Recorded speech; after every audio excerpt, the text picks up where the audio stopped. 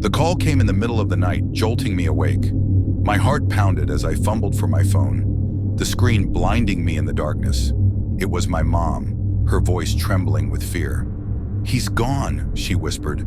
"Your brother is missing." I threw on some clothes and drove to our childhood home, my mind racing with 1,000 possibilities. The streets were eerily quiet, the only sound the hum of my engine. When I arrived, the house was lit up like a beacon, every light on as if to ward off the encroaching darkness. My parents were in the living room, their faces pale and drawn. My mom clutched a photo of my brother, her eyes red from crying. "He went out for a walk yesterday evening and never came back," she said, her voice breaking. "We've called everyone, checked everywhere. No one has seen him." I grabbed a flashlight and headed out into the night, determined to find him. The woods behind our house were dense and foreboding, the trees casting long shadows in the moonlight. I called out his name, my voice echoing through the stillness. There was no answer, only the rustling of leaves and the distant hoot of an owl. As I ventured deeper into the woods, a sense of dread settled over me. The path was overgrown, the underbrush thick and tangled. I stumbled over roots and rocks, my flashlight flickering as if it too was afraid. I called out again, my voice growing hoarse. Still there was no response. I reached a clearing and stopped to catch my breath. The moonlight illuminated the area, casting an eerie glow. In the center of the clearing, I saw something that made my blood run cold.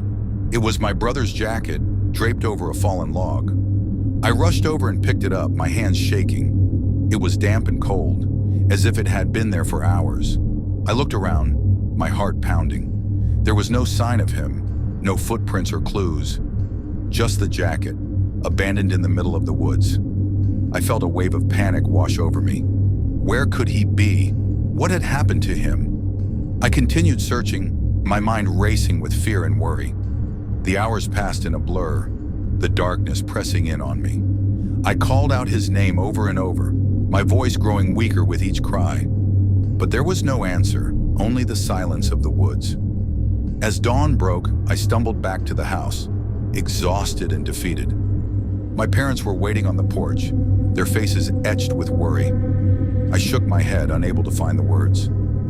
My mom broke down in tears, and my dad put a comforting arm around her. Days turned into weeks, and the search continued. We put up flyers, talked to neighbors, and scoured the woods. But there was no sign of him, no clues to his whereabouts. It was as if he had vanished into thin air. The not knowing was the hardest part. Every time the phone rang, my heart would leap with hope, only to be crushed by disappointment. Every time I saw someone who looked like him, my heart would ache with longing. The days blurred together, a haze of worry and fear. But I never gave up hope. I knew that somewhere out there, my brother was waiting to be found, and I would keep searching, no matter how long it took, until I brought him home. One night, months later, I was awoken by a soft tapping on my window. I sat up, my heart racing. The tapping continued, insistent and rhythmic. I got out of bed and approached the window, my breath fogging up the glass.